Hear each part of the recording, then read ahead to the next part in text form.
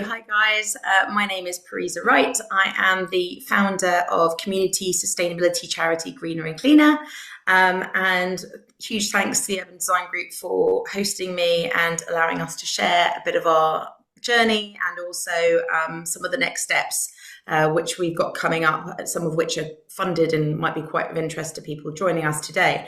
So without further ado, if you don't mind, I'm going to do my horribly tech unsavvy way of sharing my slides and see if that works. So just bear with me for a second. I'm going to share my screen. But if, as Paul may have said, as we go through this, you may have questions come up. You may want to clarify things. Please, can you pop that in the chat? And then at the end, we'll have 15 minutes to go through those. Paul might group some of those questions together and we'll try and address those best we can. I will also share a link to the expression of interest form so we can have further chats, and also my email address in the group chat at some point, and it will come at the end as well. And I believe this is being recorded, so there will be a recording hopefully that one can share with colleagues if that's useful. Right, so without further ado, let us get into this sharing of my screen. So there's my details. We're going to talk about community hubs, the repurposing of vacant shopping centre units, but also this can be scaled up and scaled down to be used for empty shop units on high streets, empty community spaces, empty other spaces. The main thing is that they're the heart of the community, and there's that footfall. So here we go. This is the pilot that we're really sort of focused on in this chat, which launched in March 2022. It's in a mainstream setting in the heart of the community, and it is mainly serving the communities of Bromley and Lewisham boroughs. It is in a very mainstream popular shopping centre called the Glades. On one side of it, it's got a clothing shop. On the other side of it, it's got HMV and Waterstones. And the other side of that is McDonald's. Opposite it, it has public toilets, because as we know, if you want to make sure that you're providing a space that's really supporting anyone with any health vulnerabilities, anyone with children, the elderly, any disabilities, you need to have clear and easy access to public toilets and changing facilities, etc. So that is great about that. We have now got about 12,000 visitors a year, more than that really. And we put on, when we started, we were putting on 3 to 4 events every week. And we are, and have always been open 5 days a week from 10 till 6. But we're now actually putting on 10 to 15 events every week. And I'll go into much more detail on what that means. But essentially, it's supposed to be a welcoming and empowering space for everybody. So we try not to silo offerings too much. We try not to say this is just for the elderly, or this is just for the neurodiverse, or this is just for children. We try and bring people together. And yes, sometimes we do have to break that up, but generally there's a real fluidity to people getting involved in projects and in workshops and in offerings, whether they suddenly start putting them on and helping us deliver them, whether they're coming and joining something that they wouldn't have traditionally joined. But it's very much about people with different backgrounds and different needs coming together to share skills, to share knowledge, and to create projects and solutions to issues they see around them in their communities, albeit through the lens of sustainability, but it's very much about meeting multiple community needs. That's where we started in March 2019. 2018, I was home on maternity leave and looking at 3-year-olds and 6-year-olds having to set aside their childhood to beg adults to take responsibility on climate. And I was also looking around me and seeing how in the UK, marginalised communities are absolutely disproportionately impacted by the effects of climate and would disproportionately benefit from us changing our high carbon lifestyles and embracing more sustainability at a community level and at a household level. And it felt to me that the conversation felt very white middle class, that it was framed very much as a luxury, when actually the reality is that the increase in food prices is not a white middle class problem on its own. The opportunities for the economy and for jobs is for everybody. The impacts on health, whether that's air pollution, whether that's extremes of heat and cold, whether that's the people who are suffering with the least well insulated homes, whatever that is, those are definitely not a white middle class thing. So the impacts and the opportunities are very much connected to the people that we call hard to reach, the people who are vulnerable in our communities, and what we now call climate vulnerable groups. So what we wanted to do, what me and various other people decided to do, was try and find a way of engaging with people in a really mainstream way. Sort of saying, look, we all have skills and knowledge that we might not call sustainability. Certainly our parents and grandparents wouldn't have called sustainability. They would have called them life skills. They would have called them craft skills. They would have called them common sense. They would have called them just loving this beautiful green British land. They would have called it, waste not, want not. And so really getting back to those basics and getting away from the jargon and leaning into what people understand and where they are. And so we met above a pub every month. And in between, we didn't want to be a talking shop. In between, we were putting on an event for the community every month, sometimes 2 or 3 events for the community every month. All would be led by local people, all sharing skills or putting on projects or events. And so it grew. And the first 3 years, we were just doing this. And during the pandemic, we did it online. And gradually it grew. And we went from a community group to a CIC in the first year, 2019. And then we became a registered charity in 2021. We secured some seed funding to pilot a model of taking over a vacant shopping centre unit and making it a space for everybody, where everyone could connect to sustainability, but also have their other needs met. They could come on a journey which might bring them over to the harder hitting areas of energy efficiency, renewables, but also food, but also transport, which tend to be the more overwhelming or sort of contentious areas. When you are not coming from a place of trust, when you are not the neighbour, but you are the government or you are the council, etc., saying things. So the idea was to bring people who would come in for one need or another on a journey where they could feel comfortable at least asking the questions and questioning things and getting signposted to funding and other opportunities that were there for them, basically including everyone.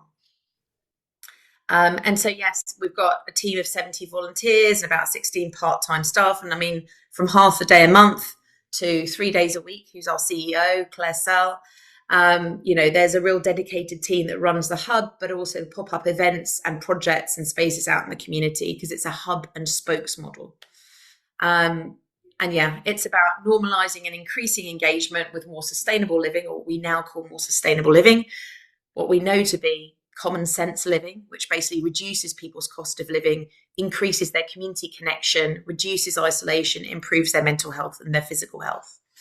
And also, basically provides a holistic response to the poly crisis, all these different crises that we're dealing with. But it also enables local people to create their own solutions and to run their own services and projects. As I said, it's 360. So it's 360 on 2 levels. One, it's 360 in terms of we wanted anyone with any interest in sustainability from that first meeting in March 2019 to be part of the conversation, to be part of deciding what events and projects we were going to do in the community.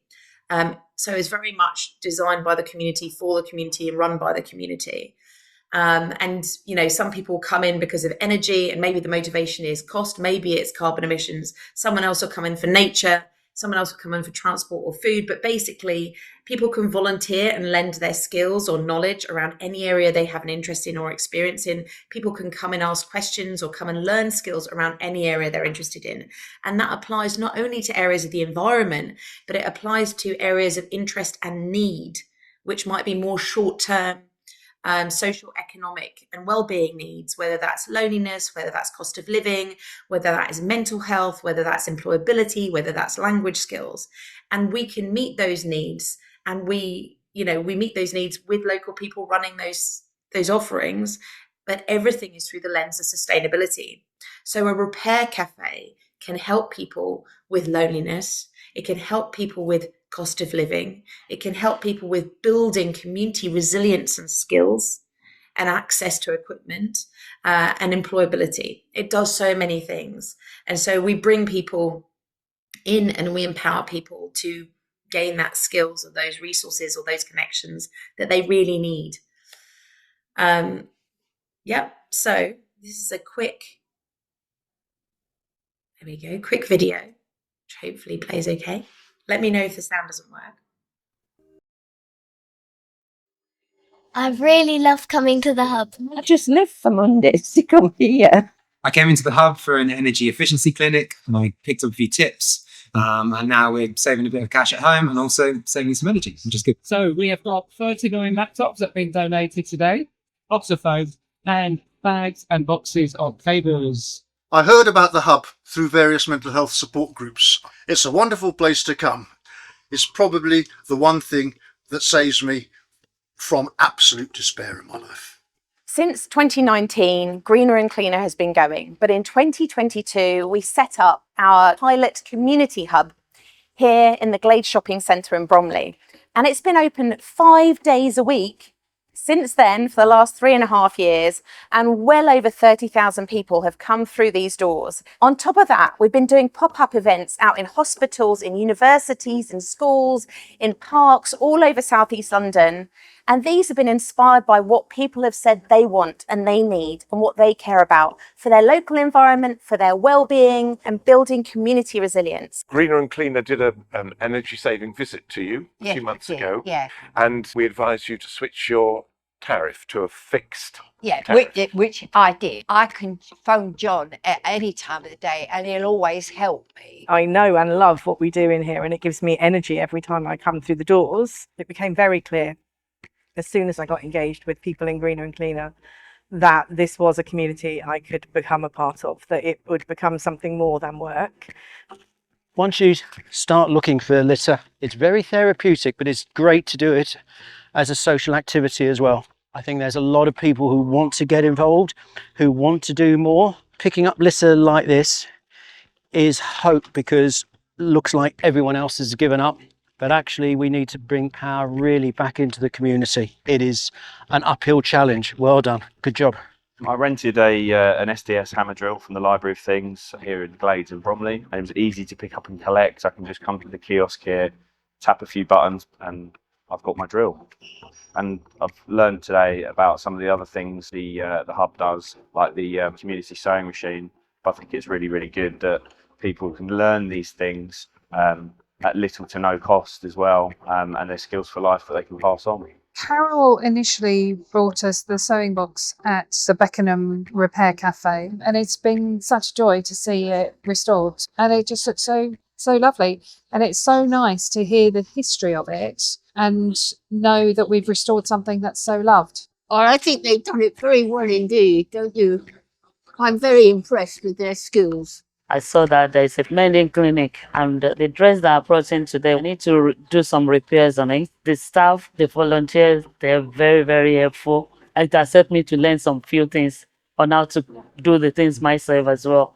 Another thing that we've grown over the past 12 months is our community allotment and garden, where we're teaching each other amazing food growing skills, where we're learning about creating habitats for local wildlife. And it's wonderful seeing all the generations and cultures coming together. Oh, you're going to put your little pad in here?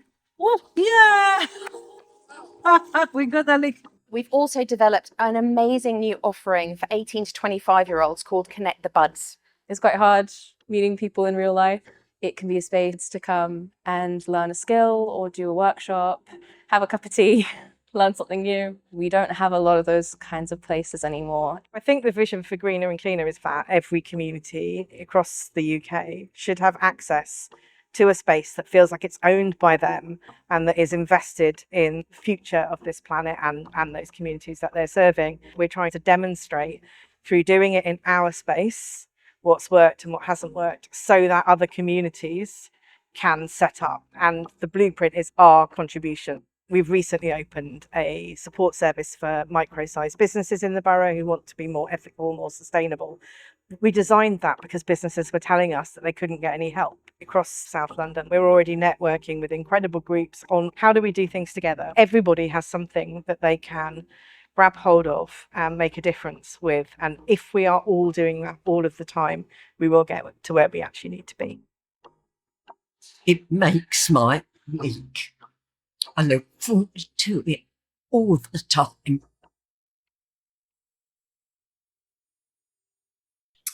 Yes. There are some amazing people, volunteers and staff, making that space, and the pop-ups and the things it does out in the community serve so many different needs. Really building not just community sustainability, but real community resilience, adaptability. And we know that these things are absolutely essential to our communities, because we know that what is coming up is not a sudden improvement of all these different cost of living crisis, mental health crisis, loneliness crisis, climate crisis, biodiversity crisis, employment crisis. In fact, there are real risks out there with the extremes of heat and cold and how that's going to impact our most vulnerable. There's real risks out there with regards to future health issues like the pandemic. And we need to create community spaces that have been lost over the recent years that can meet all those needs. So that interconnectivity of meeting all those needs through projects and services is just really powerful. And I know a lot of the people who are in that video really see that space as a lifeline, which is why it always makes me feel like I've watched that video so many times, but every time I'm like trying not to cry at the end of it. Anyway, we were asked to speak out at Civil Service Live on the impacts of what it's doing, and especially around getting around trust and building trust and sort of connection with sustainability, and messaging and understanding of cost of living benefits and wellbeing benefits, because there are tangible local outcomes for these kinds of spaces and these kinds of projects. That's just examples again of our borrowing and lending in the space. You know, there's a young chap who came out of McDonald's. He told me he saw that there were free courses on sewing. He came on a free course to learn to sew. Now he comes into the hub every so often to use the public sewing machines. He fixed his bomber jacket. Like when we took this picture, he was fixing his own bomber jacket. And to me, that is what we want. That's why, you know, it's important to think about where these things are located so that people who wouldn't necessarily look for them can find them as well. And then sharing skills, it's very much about sharing skills between different generations, between different cultures, between people with different, you know, health conditions and disabilities, because everybody has got all these amazing, rich skills and knowledge within our communities. And actually, it's very hard for them to share that, to connect with other people, to feel a sense of purpose and belonging and being needed. And I think that's really powerful for everyone. Intergenerational and intercultural skills sharing. And then people value regularity and reliability as well as variety. So, sorry, I'm sniffing from like the tears. Essentially, we've been open every week, 5 days a week since March 2022. And it's really important, actually, whether you're doing it 1 day a week or 7 days a week, that regularity, so that people know, oh, it is every Monday, or, oh, I know I can go in on the weekend and it's always going to be open and there's a couple of days in the week. People, it feeling mainstream, it feeling reliable, it feeling welcoming, it feeling inclusive, it really does relate to that permanence, that regularity, that reliability of that space, and how that space is run by people, not just volunteers, but by people who are paid to make sure it is open at the time it needs to be open, that it is staffed all day, that it is closed when it's supposed to be closed, that it puts on a certain amount of offerings every week or every day that it's open. That's really important. And as you can see here, and we can share the slides around later, I think UDG can do that. You know, daily people know that there's always going to be X, Y, and Z. There's always going to be advice. There's always going to be some sort of simple craft or colouring. There's always going to be the sewing machine, the library of things, you know, the sofas to relax on. They know weekly there's going to be certain things that are regular. The baby and toddler group, the knit and crochet group, the energy clinic, the mending clinic. Monthly, they know there's going to be repair cafes, both in the hub and out in the community. There's going to be film nights, board game nights. In the community, they know there's going to be certain things weekly, monthly, annually. And that's really important if you want somewhere to be really inclusive, really welcoming, and actually impactful.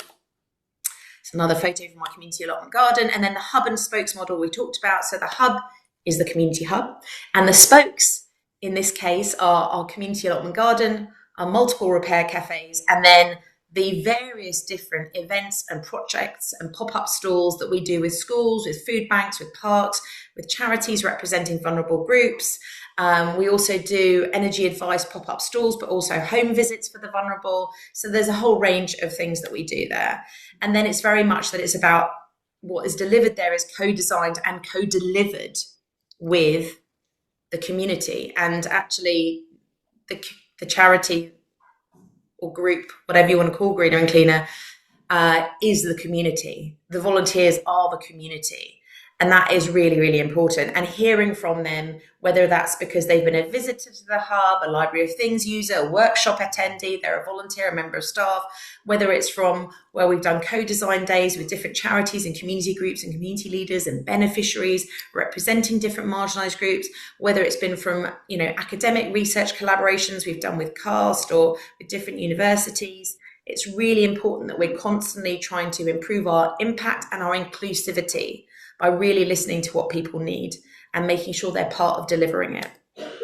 And then volunteering, it's really important that we highlight all the different really tangible impacts and benefits for people around volunteering so that they can understand it may not be that you're absolutely, you know, overwrought with anxiety around climate or biodiversity. It may well be that you're doing it because of wanting connection with other human beings. You may be doing it because you want to get back into work and rebuild your confidence or get some work skills. It might be because you want to improve your language skills. You want to make friends. You might be struggling with mental health or grieving a partner that's gone. There's so many reasons, in addition to the environmental reasons, to get involved with a project or a community space like this, because it's very much a community hub. We no longer call it what we did in the beginning, which was a community sustainability hub. And then, as I said, we are working towards bringing people in our community to connect with and engage with their biggest emissions, but also their biggest household bills, which is their energy. So we have lots of different ways that we do that. And you saw a little bit of that in the video, and we can always go into more detail on that separately if that's helpful. There it is at the beginning of the last 3.5 years. Again, that group has more than doubled. And then again, at Civil Service Live, we talked about low trust in sustainability messaging. But I think really the key thing is that government hasn't traditionally been engaging trusted messengers, who is your neighbours, who is your community. And they haven't really been highlighting the key cost of living, health and employment and economy benefits of the little things we can do at a community level, which are going to really meet the multiple needs of this polycrisis that all of our local people are dealing with. And also we know that social media and media generally has really been driving quite negative, quite divisive, quite sad rhetorics and attitudes within the community. And this really clear, really visible community building, sharing of skills between generations, between cultures is so powerful, because people are seeing that whatever they're hearing, actually the reality is communities are working together from whatever their heritage, whatever their backgrounds. And I think that's really important. And also where there is misinformation and misleading content around sustainability, for example, then also people can come and have those questions answered, and see those questions around sustainability reframed in language that they can connect with, like we said, life skills, common sense, saving money, community resilience, etc. But also seeing their peers, their neighbours leading these projects and skills is so powerful, and being able to be heard about their concerns, even if it's a skeptical view around whatever it is. Let's say it's ULEZ expansion, or let's say it's air source heat pumps, or let's say it's whatever the thing is, green, renewable energy, whatever it is. If they can go and have a conversation with somebody in a non-judgmental space and talk to someone from their community, and then also have someone share with them the actual tangible benefits to their own household and their immediate community, rather than sort of, this is going to help the planet, this is going to help the world, this is going to help the UK. It's extremely powerful, and it gives people agency to be able to use their voices in an informed way and connect with people outside the increasingly worrying space that is social media these days. It's human-to-human conversation is extremely powerful, and people are either digitally disconnected or digitally sort of pitted against each other. And this is a really powerful way of bringing communities together. So one-to-one conversations, day-to-day benefits, and we can answer those questions also around government policy, government funding, infrastructure, new technology, so that, whether that's coming in from government, whether that's coming in from local government, whether that's coming in from businesses, so people can understand why and also how they can benefit from it directly in their own households.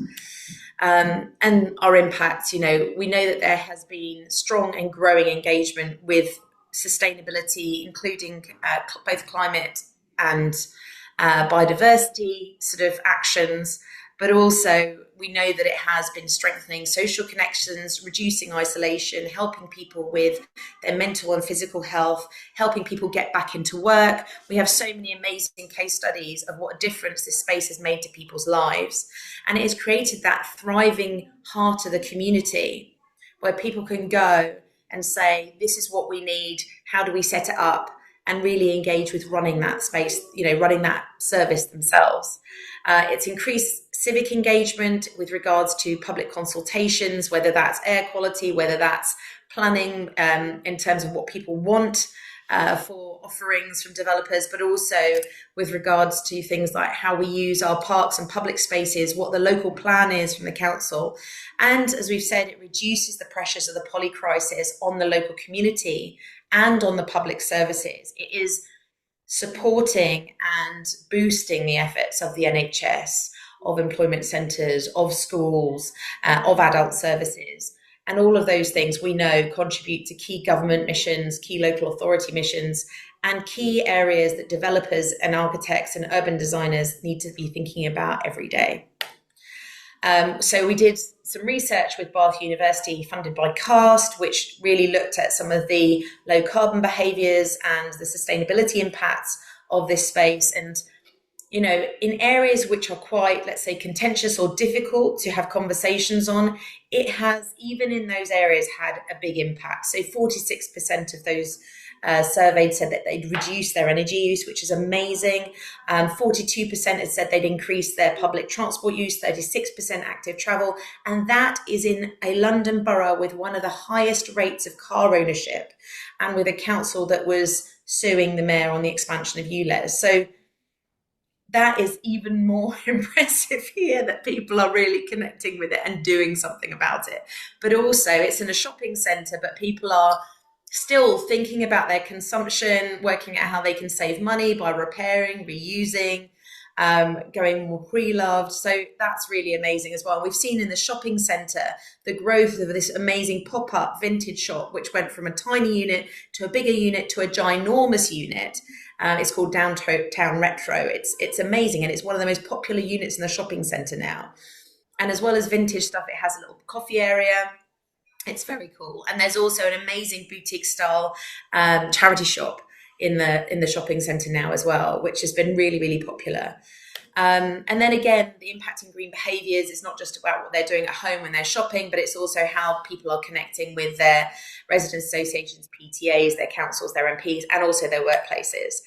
And as we said, it's creating that practical space for community activity and collaboration, and it's bringing people back to the town centres. We know that it's bringing footfall. There's another picture in the shopping centre. It's bringing footfall to that area of the Glades. It's giving an experiential offering. It's got the library of things in there, but it's also got all those amazing workshops, the opportunities to relax, the opportunities to learn skills from your neighbours. We did a Christmas fair. I think it was last weekend. It was, anyway, the weekend before Black Friday. We do it every year. We had about 1,700 people come over 2 days into that little unit. And that was on a really rainy weekend. So we do better when it's not totally pouring, because not as many people come into the town centre.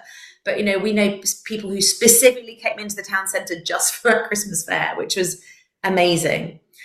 And then, it's gone from strength to strength over the last 3.5 years. And we've got some key funding now to create a blueprinting package, a sort of blueprints and templates package, so that other people can set up their own, either franchise style, but using their own name, etc., or cherry pick from it to strengthen what they're doing. So what are the opportunities? So I'm going to run through this quickly and come to the questions as soon as I can. But basically, there are sort of 3 or 4 main opportunities here. One, which is, so we've got some funding. We've got 50% of our funding from Esme Fairbairn to create a community hub blueprinting package for the UK.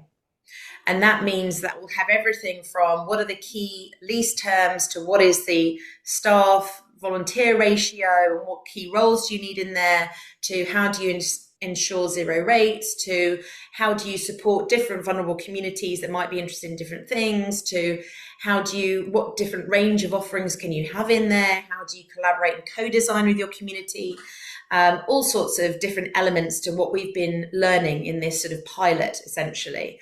And as I said, that will then be available free in the next 18 to 24 months to be used franchise style. It won't be the Greener and Cleaner Community Hub, Cornwall, St Ives or whatever. It will be the, St Ives Menders Community Hub or whatever it is, they decide to call it. But also it can be used, as I said, cherry picking style by people wanting to learn from it. We also had funded through that funding, and we're still looking for a second funder for that community hub blueprinting package, who will get some credit for that work. And that's £30,000 a year for the next 3 years that we're looking for the match funding to Esme's funding. But in the meantime, we have had some one-to-ones funded, and that will be one-to-one exploration sessions for any organisations who are thinking about setting up a permanent space like that. So that will be 45 minutes to an hour, one-to-one with me or another member of the SLT, going through what the options are, what your situation is, what the next steps are, how far away you are from setting up a hub or similar. And then some will do that probably for, 40 to 100 groups. Then we'll get that down to 20 different organisations, give them a bit more sort of time and consulting. And then we'll get that down to 4 groups, organisations, where we will do much more in depth and get them to a point that in 2 years' time they're ready to launch their community hub. Hopefully with the infrastructure in place, the training in place, the governance in place, the conversations have been had with the developers, with the council, with the different partners. All of that sort of work has been done so that they're in a position to launch, which is super exciting. And then finally, in the meantime, for the many who don't want to wait for, the blueprints package to be ready, but and who have done the one-to-one or who don't want to do the one-to-one, either way, it doesn't matter. We're setting up a community sustainability support network for England. Now, something like this exists in Ireland, Northern Ireland and Scotland, funded by regional government, for charities, community groups, social enterprises, which are focused on circularity particularly, though they are opening it slightly. We want to pilot something which has circularity in it, but is also looking at all the other areas, because we know it's all interconnected, and that we know that we meet more community needs and reach more people, and really build community resilience and adaptability as well as sustainability if we can be a bit more joined up in the approach. So we want to pilot a version of that for the region of England, and we've got some funding thanks to the Benefact Group to pilot that for the next 2 years. And again, that will be free to join, but that will be for organisations based in England. But it will give free support to sharing of templates and case studies and impact data, opportunities to collaborate on funding bids, to community groups, social enterprises and charities who are working on community sustainability of any description across England. And then we will have expert partners who may have resources or who may want to share opportunities or information or be networked into those people, who can then join as sort of expert partners or associate members, etc. So that's a really interesting opportunity for a range of organisations to get involved, and it's aimed at founders, CEOs and project leads for those grassroots organisations, but organisations like Ashton, like UDG, like Climate Outreach, Eden Project, so many different groups, London, will be those sort of partners that also can share expert resources or opportunities, etc. And so, yeah, that's the network. there'll be the online meeting, which will share member success story, a member challenge presentation, highlight relevant funding, training and research, and also highlight opportunities to collaborate on bids for those things, as well as for delivery and research, etc. There'll be that key online space where people can share their templates, their case studies, their research data, their videos, all sorts of things. And then we'll be doing a network-wide research and actually probably a UK-wide research piece, possibly with CAST in Manchester or with Climate Outreach or with another partner, which will be feeding in both the impact of what these groups are doing at their community level, but also the challenges and opportunities that exist, which policymakers in the areas of funding, but also in the area of government, both local and national government, can use to inform what they are doing across the board, so that they can really understand the value of these spaces and, you know, make sure that they are aligning with and supporting and buttressing those efforts, rather than working counter to them. So that's very exciting. So whether you're interested in the advice on community hubs or permanent spaces or elements thereof and want the one-to-ones, the free initial one-to-one, or whether you're interested, which is UK-wide, or whether you're interested in the UK Community Hubs blueprinting package when that becomes available, whether you're interested in the Community Sustainability Support Network for England, or whether you're interested in the research and the feedback to policymakers and funders, which will be anonymised, please do scan and fill in the EOI form. Make sure you put in your name, your organisation, and your contact details as a minimum, those three things, please. And then we will be back in touch in the new year, setting up those one-to-ones and launching the Community Sustainability Support Network for England. And we know that we already have, I think it's about 40 groups who've signed up for the one-to-ones. We still have 60 slots, so don't worry. We know that we have, including a few councils as well for those initial one-to-ones. And we also know that we have, I think it's about 37 groups who've already said they want to join the network as soon as it starts. That's across England. And we know we've got about 35 groups who've already said they want to get involved in the research feedback. There's lots of different people who've expressed an interest already in that EOI form. We'd love to add you to it, because the more of us sharing learnings and collaborating where possible, the more impact we can have in building community resilience, community sustainability, community adaptability, which is more and more important every day. So I hope that's helpful. Do connect with me on LinkedIn. Do take my contact details, and I will put my email and the EOI form link in the chat now as well. So I'm going to stop sharing this and we can go to your questions. Great, fantastic. Thanks very much for that, Parisa. I think that one of the comments that someone put in there was how inspiring it is, and I would echo that. I think it's really inspiring to see what you're achieving. I know here locally where I'm based in Hackney Wick, we've got a sort of circular economy hub building that we're running, and we're really keen to try and expand that and do a lot more with the community. So I think I'll definitely put you in touch with our local organisers, because I'm sure that they'd have a great conversation with you. A couple of the questions in the chat are around the space itself. And people are sort of asking, how did you come across it? Did you approach the shopping centre? Did they approach you? Was it done through local councillors? And sort of, are there opportunities for other groups to use the space for certain things, or kind of are they all events that you organise yourself? So that maybe you can just tell us a little bit more about the space and how, and I guess also kind of what terms you're on, and can you be kicked out at a week's notice, kind of thing, like is often the case in some of these community spaces. Yeah, absolutely. So that's a good question. So we had been running for about 3 years, and we were doing those pop-up events that I mentioned from the very beginning. So we were doing, we'd go into a cafe or a library or a park, and we would run a sew-a-thon, or we'd go to a community allotment and do something around composting or growing food.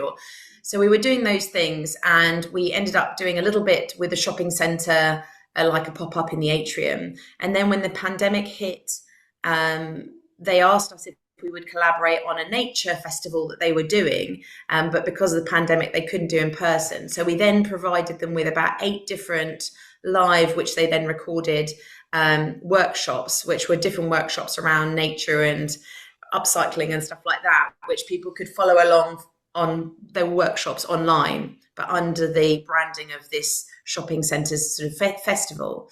And at the end of it, when the pandemic was over, they came to us and they said, if you could do anything with us, what would you do? And at the top of our wish list, we were like, well, might as well go for it, might as well ask, even though we didn't think we'd get it, was, could we have a space? Because, there were lots of vacant units at that point, and what we really wanted was a permanent space, because we knew that operating on Facebook and on our website and having these pop-ups, we were only reaching certain people, whereas we knew that if we could be in the heart of the community in a really mainstream setting with high footfall and not our usual sort of people who would look us up online, that we would reach many more people, and there'd be many more skills that would be unlocked from the community as well, and many more needs. And so we put that in, and they came back to us, and offered us 3 different units. And they said, choose. And we ended up choosing one which was opposite the public toilets and 2 doors down from McDonald's, for the reason of inclusivity and accessibility, basically. But it is extremely useful. Shopping centres are good because they're very accessible. It's near public transport. It's got parking. So there's lots of different ways people can get to it. It's got lifts right next door. And so originally they offered us the lease for 3 years. And they basically initially were talking about service charge, but we had no income. So we explained that. And so they have essentially funded the rent and service charge for that period of time. And as I understand it, it means that there's a unit that's filled with something experiential, that brings a certain amount of footfall, but also it sort of meets the needs of the investors, the owners of the shopping centres, I imagine, around their work with communities, around their work on sustainability. So it meets multiple needs that, and obviously you're not paying business rates on a unit that's empty kind of thing, but it meets multiple needs. And we've got a really good relationship with lots of different organisations in the community. And, we do lots of collaboration. So we collaborate with lots of different charities and community groups and use that space with us. So we'll collaborate on events. And sometimes people like, Soroptimist Internationals, which is like a group of 20 women or 30 women locally who meet up once a month. They'll have their coffee morning there every month. There is that kind of bit of a join up, but there's even one for people who are, there's a coffee morning, I think, every few months, which is for amputees who come and they use the space for that. We try and ensure that everything has a sort of a bit of a sustainability lens, but also we want to make sure that as many people as possible are using this space and are coming on that journey to have the conversation and know what resources are available. So we have developed over the last 3.5 years more and more flexibility around what we can and can't do in terms of other people using the space. I'd say most of the time it's either us putting on things in that space. 80% of the time it's us putting on things in that space or collaborating with another community group to put something on that space. But there's still a percentage of time where it's someone else who's using a part of that space for something that they would normally put on for their group. So I think that answered it. I don't know if I missed anything. Yeah, no, absolutely. No, very comprehensive. Thank you. And one of the other questions, which I'm now trying to scroll back up to find, but was, I think from Josh around, I guess it's linked to a question I had a little bit around how do people kind of find you and find out about you. Obviously, you get footfall by being in the shopping centre. Yeah. So, I think Josh was asking, do people get referred? Is there social prescribing for people? Yes, there's a combination, definitely. So first of all, we have co-designed and worked with lots of different community groups and charities representing more marginalised communities. So we do pop-ups out in the other areas of Bromley and Lewisham, especially. Do a bit in Greenwich and Croydon as well. But those pop-up projects and events then signpost people to the hub. Also, we have those sort of out in the community spaces, which is our repair cafes and our community allotment garden. And again, people, because those are more regular, people get to know those and then they get to know the hub or vice versa. And we definitely have social prescription, especially sending people to our community allotment garden and to the community hub.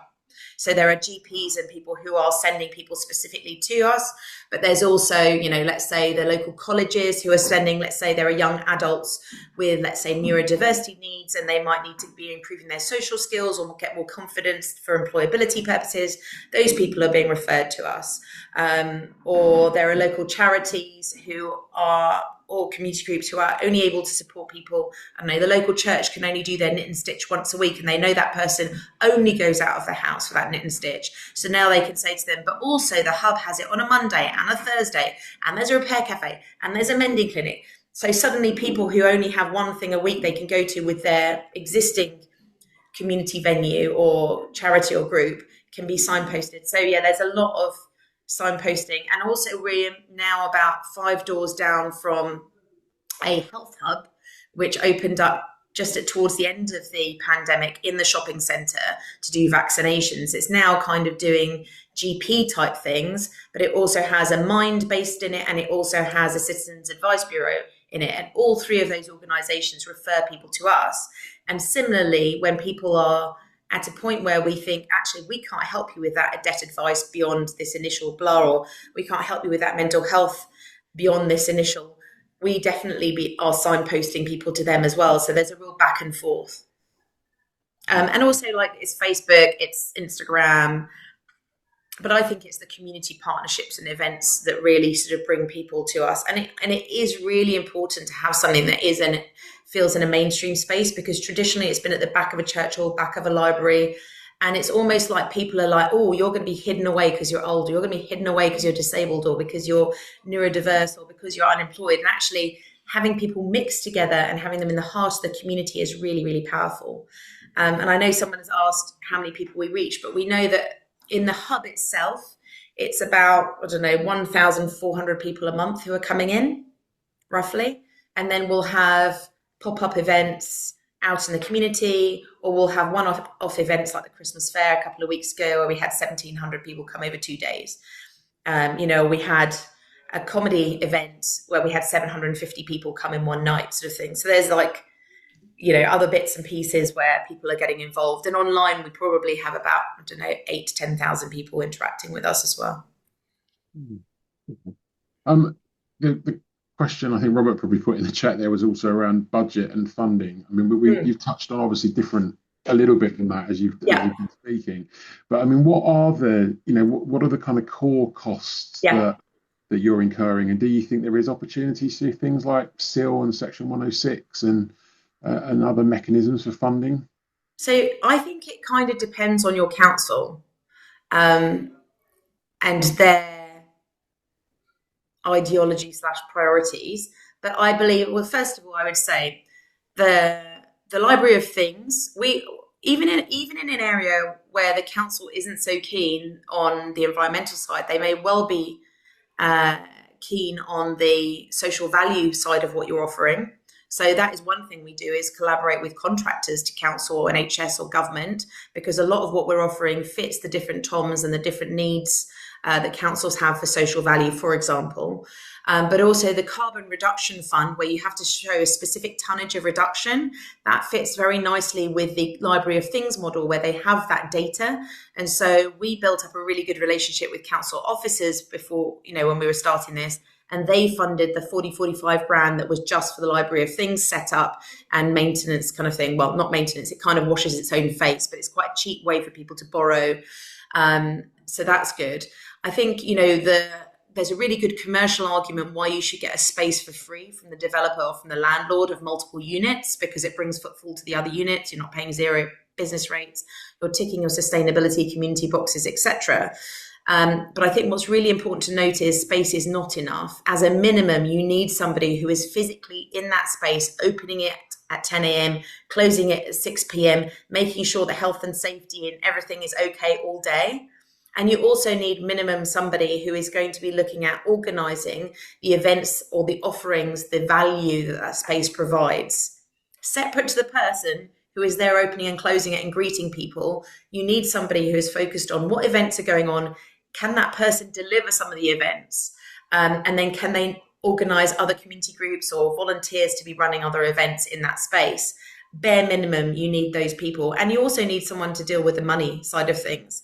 As an organisation, you need to be able to apply for funding and have some sort of infrastructure which allows you to take in the money and make sure that you're doing everything above board and it's being dedicated to the right things. I definitely think there's opportunity for SIL and Section 106 funding for these types of projects. It 100% meets the needs of providing infrastructure and boosting public services and infrastructure that exists. But you and I know that councils are the people who often decide how that money is spent, and developers can have a say to an extent as well. So, you know, I think this is an opportunity for developers to feed into that as well. The other thing is that councils often also expect developers to put in community spaces into new developments or into refurbishments, etc., or repurposing of spaces. And then those community spaces often end up empty. And then there is a bitter taste left in the mouth of the council when it comes to that developer, because what that developer was supposed to do was to boost the community through a community space, not just leave an empty room or an empty space. And so what this sort of templates package can do is to help developers, urban designers work out what's going to happen in that space, but also make developers realize that actually, as well as delivering that community space, we need to budget in for the first couple of years, or the first 3 years, ideally, the fact that we will have at least 2 or 3 people part-time in budget to pay for. So that there will be a budget to pay for someone who is the hub manager, there'll be a budget to pay for someone who is the hub events person, and there'll be an event, somebody who can manage, let's say, the governance and the finances or the, you know, outreach or something. So basically some basic amount of money each year that can be going towards those people, because they will need time to be able to build up the community offering, to understand what the community needs, to deliver it, to collaborate with different local people. But also they will need time to be able to get the impact data from what they're doing in that space and bid for funding to really staff it up. So that first 3 years, that developer needs to think about long term, what am I trying to do by putting in this community space? Am I trying to create examples of where I've really got an added value to a community? If so, it's not just about making a space available. It's also about whether that space will be used, how it'll be used, how we can show that we've really impacted the communities we've got and built in. Right. Okay. Thank you very much. I think we're just about out of time, unfortunately. But thank you very much. It was a really informative and you know, inspiring presentation. And certainly, as I said, sort of that end point around what can we kind of learn from this model for new development is something we're going to be talking about more next year at the Urban Design Group as we go into 2026. If people want to and aren't already on our mailing list, please sign up for the UDG Urban Update newsletter, because all our future events will be publicised through that. You can even become an Urban Design Group member if you're not already. The information on how to sign up for both membership and the newsletter are on the website. If you're already a member, then please do sign up for our AGM on Monday the 15th. So just under a couple of weeks now till the AGM. It'd be great to see all the existing members there. And yeah, thank you all for coming along today. And thank you to Parisa for that really interesting presentation.